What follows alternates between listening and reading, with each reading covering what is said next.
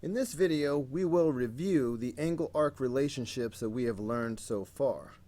Specifically, these are the ones. First, we learned that when an angle is having its vertex at the center, then the angle and the intercepted arc are equal.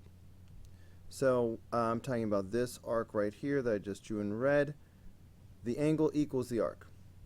On the other hand, when you have an angle whose vertex is on the circle, in fact, let me label all these. So when the vertex was at the center, the angle and the arc were equal.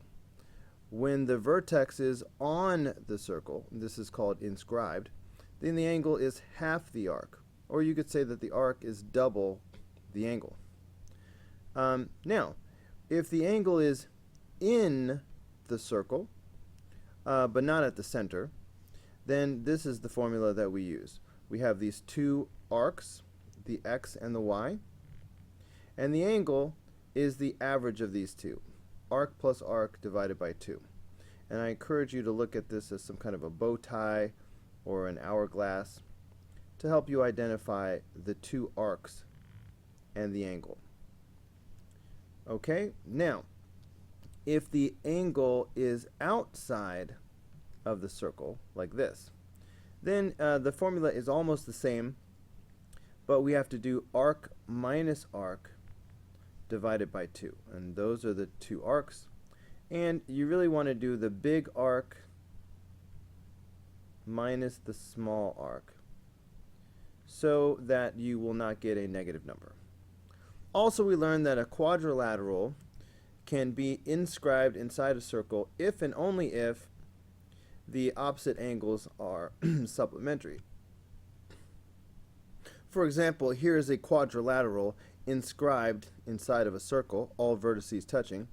If I told you that this angle up top was 110 degrees, then you should be able to tell me what this angle down here is. You should be able to tell me that this angle is 70 because the opposite angles must be supplementary. See how these add up to 180? Okay. And in the same way, let's see, I need another decent color that I can use. If I told you that this angle was 100, then you should know that this angle over here must be 80. Again, opposite angles would be supplementary when you have a quadrilateral inscribed in a circle. So that's a quick review. Now let's dive in and do some problems. For problem number 1, we need to find the measure of angle GJF. Alright, so here is GJF.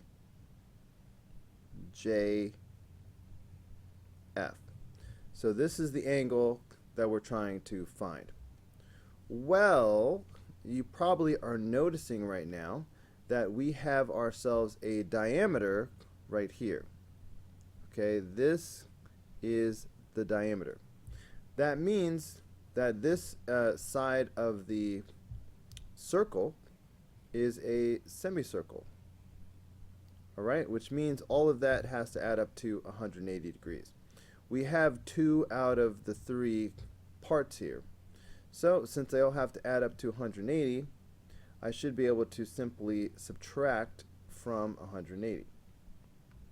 So if I do 180 minus 55 minus 83, that should give me the remaining portion, which is 42 degrees. Alright, that means this angle must be 42 degrees.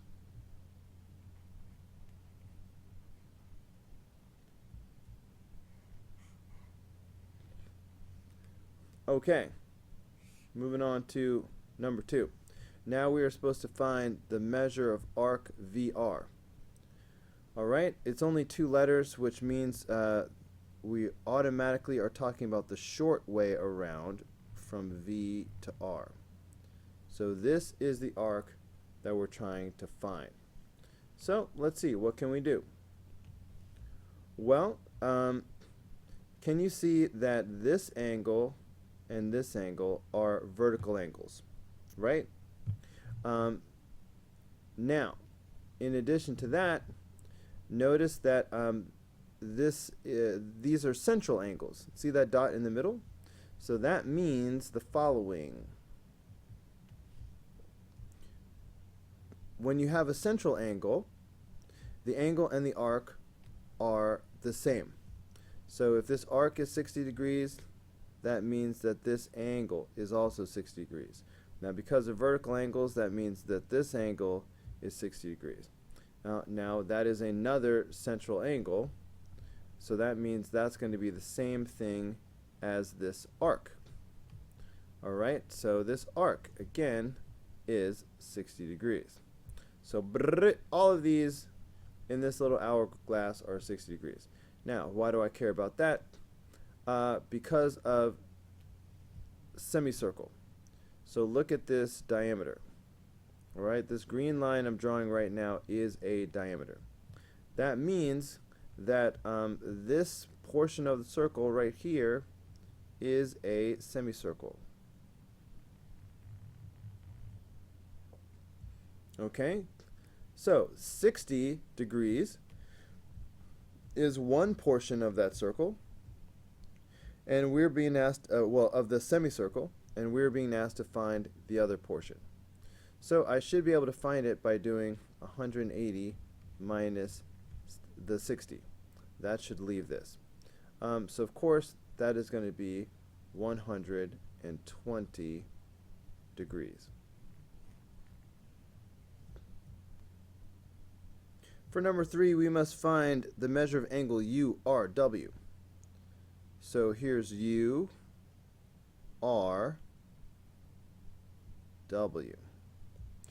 Well, that's going to be pretty easy because we see that this portion of the angle is 35 degrees, and then this portion out here is 115 degrees because this is a central angle, so the arc and the angle are the same. So this is 115 degrees. So the red angle that we are looking for is just the sum of those two. So that's going to be 150 degrees.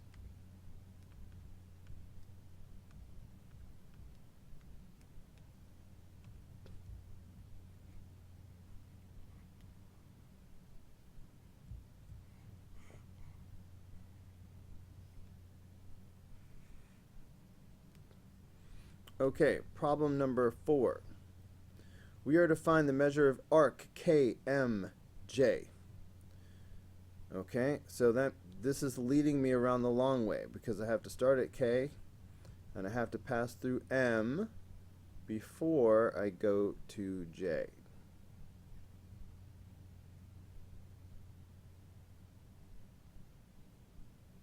Okay, there's arc KMJ.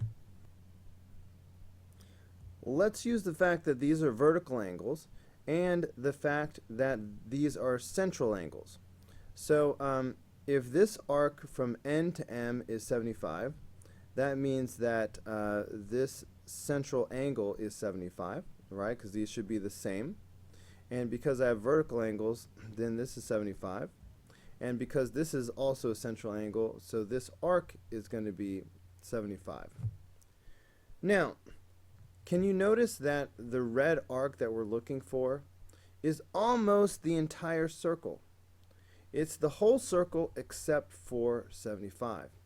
In other words, it is 360 degrees minus the 75. So let's see what that is.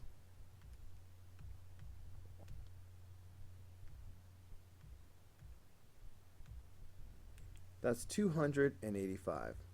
So that should be the length of the measure of arc KMJ. But I just forgot what I said, 285.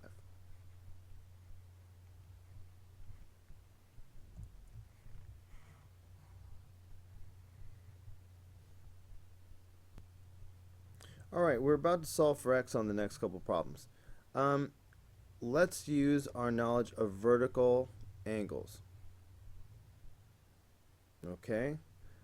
Can you see that these two arcs are the intercepted arcs for these vertical angles?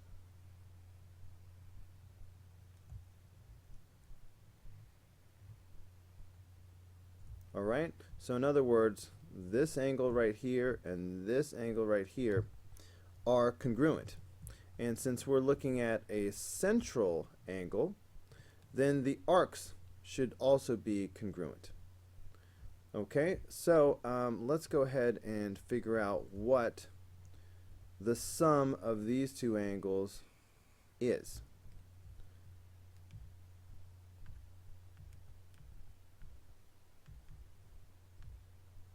All right, that is 130. So that means that this red arc over here on the right hand side is 130, and that should equal the negative 12x plus 10. So I should be able to make a nice little equation out of that. So in other words, negative 12x plus 10 should equal 130. If I subtract 10 from both sides, I get negative 12x is equal to 120. And then if I divide both sides by 12, I get x is equal to negative 10. All right? Now it might make you nervous that x is a negative number, but fear not. If x is negative 10, imagine that I were to substitute negative 10 right here. Then that would give me negative 12 times negative 10 plus 10. But a negative times a negative is a positive. So this would make 120 plus 10, which is 130, which does match what the other angle is. So it's okay that x is negative as long as it gives you a positive arc. This problem has a lot of distractors. The 160 and the 50, we don't need those numbers at all. They really are not relevant, because all we need is the fact that we have a central angle, so this angle and this arc should be congruent. In other words, 7x plus 4 should equal 60. All right, the angle and the arc are the same when you have a central angle. All right, so I'm just solving this simple equation, and that gives me 7x is equal to 56. And then if I divide both sides by 7, I get x is equal to 8. All right, for number 7, we are supposed to find the measure of arc ER. Okay, so if I may, I'm going to call that x. So let's solve this little puzzle. Now, I'm noticing that we have one of these angles. All right, I'm seeing an angle that is on the circle. The vertex is on the circle. That's called inscribed, by the way. And I'm looking at you, 46. Do you see what I'm talking about, guys? If you look at this angle right here, this 46-degree angle, do you see how the vertex is on the circle? On. That tells us which formula we need to use. Let's look at it again. When the vertex is on the circle, the angle is half the arc. Or you could say the arc is double the angle.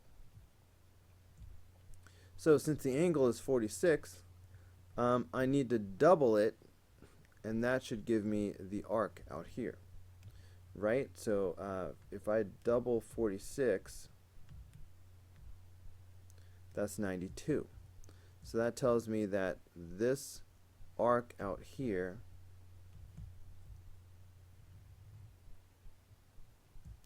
is 92. Okay? Next, I need to use the magic of diameters. Can you see that this line that I'm tracing right now is a diameter? All right? Because there was a dot right here. So that's the diameter. That means over here on the left, I've got a semicircle. These two have to add up to 180. So I should be able to find x by doing 180 minus the 92.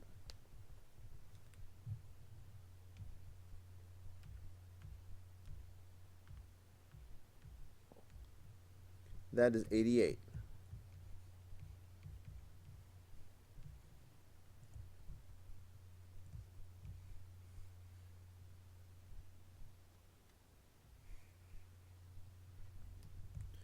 All right, for number 8, we are being asked to find this angle right here. Notice that it is on the circle. All right, this is an inscribed angle, vertex on the circle. Well, if I only knew this arc right here, I'd be home free. Because when I have an inscribed angle, an angle that's on the circle, the angle is half the arc. So I could just divide by 2. Too bad I don't know this purple arc. Wait a minute. I know the rest of the entire circle except for the purple arc. So, since this is the only missing piece, I should be able to find it by subtracting from 360. The whole circle is 360. So if I take away 162 and if I take away 120, that should give me this arc right here. So that's what I'm going to do. If I start with a full circle of 360 and I subtract 162 and I also subtract 120, that leaves 78. That means this arc right here is 78. And like I said, if I know the arc, I can use it to find the angle because the angle should be half the arc. Angle is the arc divided by 2. Okay, so if I take my 78 and divide by 2, I get 39. Oh, look at that. And that's what we were looking for. So the answer is 39.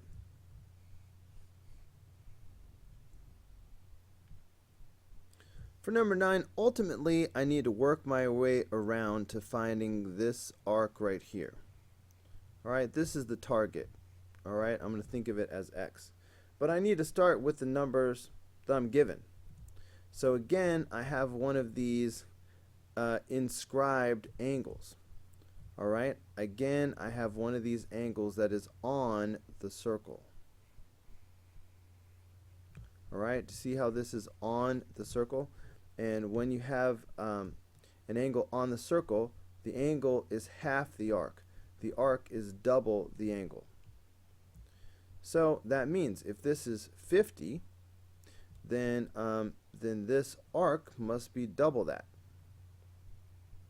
So this must be 100 from F to G. Now, look what we have here, ladies and gentlemen. If you look at the 135 degrees, and then you look at the 100 degrees, well, that's the whole circle except for the thing I'm looking for.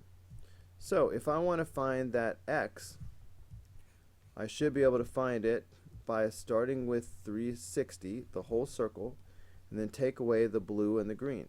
So subtract 135, subtract 100. That should leave me with the red part.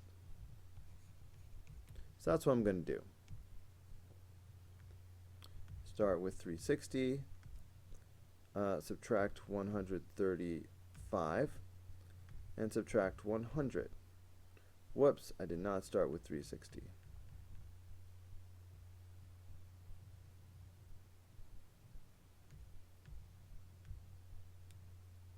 right, 360 minus 135 minus 100.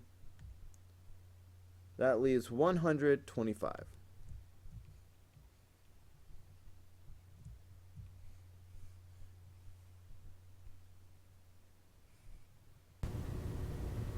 Alright guys, that's going to do it for this video.